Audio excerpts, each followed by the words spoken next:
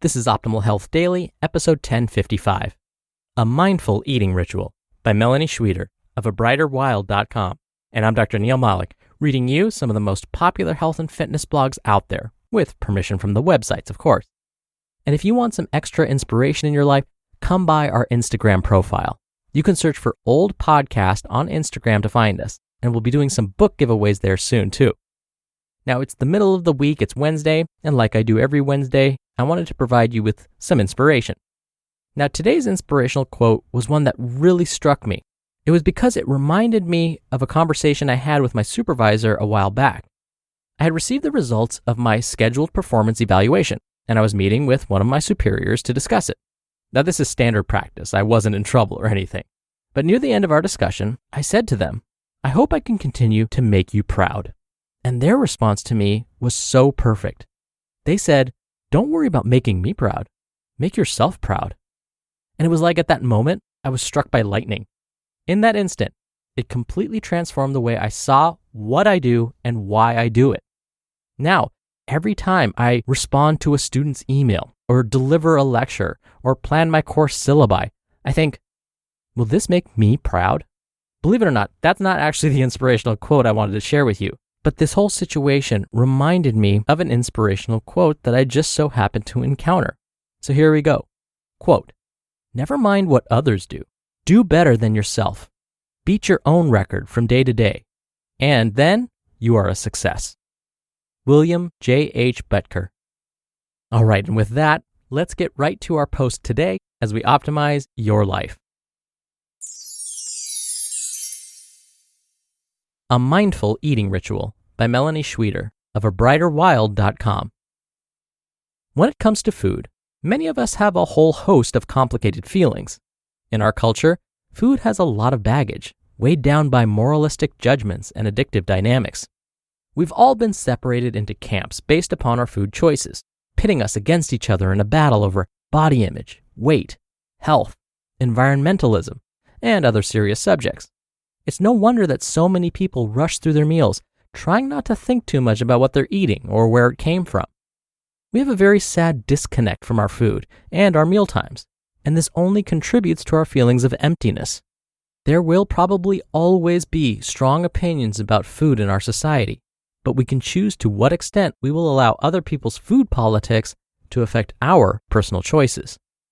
Getting stuck in the moralistic mindset around eating not only deprives us from the joy and pleasure that is inherent to food, but it also takes us out of the present moment. And when we eat in a disassociated state, we lose touch with our signals of satiety. We often overeat or undereat. We reduce our ability to digest properly, and we may contribute to inflammation and stress within the body. Learning to eat mindfully is a practice, and one that isn't encouraged much these days. We leave little room in our lives for preparing and savoring food. We eat on the run. We eat in the car. We eat while distracted by our phones or computers or TV. We eat at our office desk. Collectively, we do anything and everything to avoid being fully present and connected with our food. But we can change that.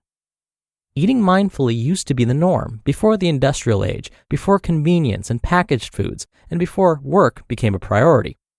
Much of our ancestors' time was devoted to food, gathering it, preparing it, cooking it, serving it, and savoring it. There were no distractions. Their digestion was likely strong and steady. They probably didn't have body image problems or extreme diets or fitness trends. They understood the beautiful, valuable life force that was available to them through their food, and they consumed it with gratitude.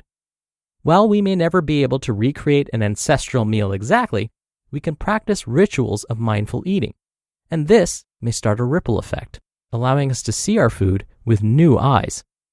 Mindful eating has many roots in the Buddhist tradition, and these types of rituals will help you develop your meditative skills and sensory abilities. This ritual will also help you release some negative beliefs or patterns around food. Materials needed for this ritual. 1.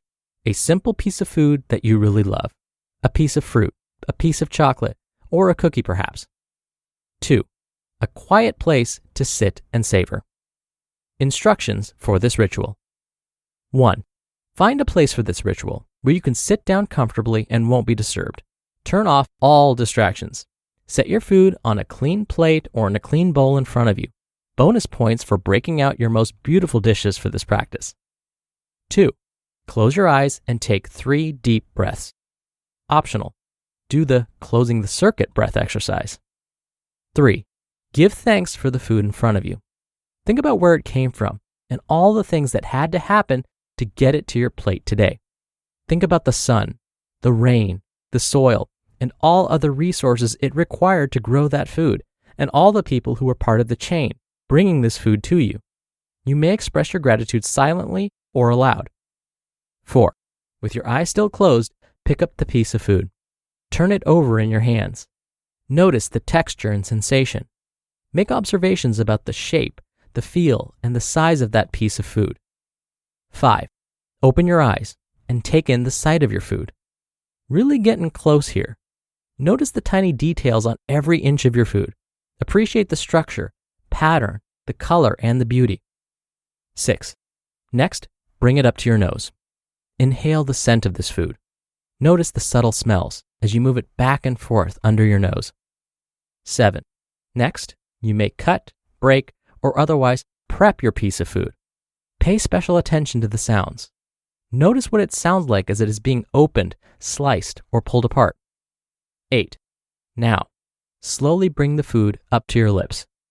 Notice if you are feeling especially hungry, or if you are salivating at the idea of eating it. Notice if you want to rush here and just pop it in your mouth. But go as slowly as possible. Let it touch your lips, feeling the sensations there. Then, gently take one small bite. Hold it in your mouth, moving it around with your tongue. Gently chew, noticing the flavors and sounds as you do so. After a moment or two of this, swallow your bite. See if you can feel it travel down your esophagus and into your stomach. Rest for a moment, and repeat until the food is gone or you feel finished. 9. Clean up after your mindful eating ritual and wash your hands with intention. You just listened to the post titled, A Mindful Eating Ritual by Melani Schweder of abrighterwild.com. Dr. Neil here for my commentary. Dr. Walter Willett, a famous nutrition researcher at Harvard University School of Public Health, once said the following about Americans' eating behaviors. We run up to the trough, consume our food in under 15 minutes, and then run away.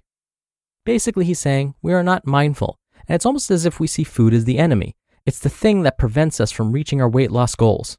It's such a hassle, it's time-consuming to prep it. I'm never eating the right things. So let's just get this over as quickly as possible. Now, Dr. Dean Ornish would likely agree with these statements. Dr. Ornish is often attributed to the mindful eating movement. I was once asked here on the show about mindful eating resources that I could recommend. What I would say is look for articles authored by Dr. Ornish. In fact, here's what he thinks about diet and nutrition as a whole. Dr. Ornish was once quoted as saying, "How you eat is just as important as what you eat." And I think today's author, Melani, would wholeheartedly agree with this statement. Now, does this mean we can never be distracted when we eat? Do we need to panic on those days when we're running late to an appointment and had to wolf down a cereal bar while driving? No, not at all. But if we can do just a little better and try to be more mindful, even for just one meal or even one snack each day, we're on the right track. If we can follow Melani's mindful eating steps just once each day or just once this week, we just might make ourselves proud. All right, that'll do it for today. I'll be back here tomorrow as usual, so I'll see you there where your optimal life awaits.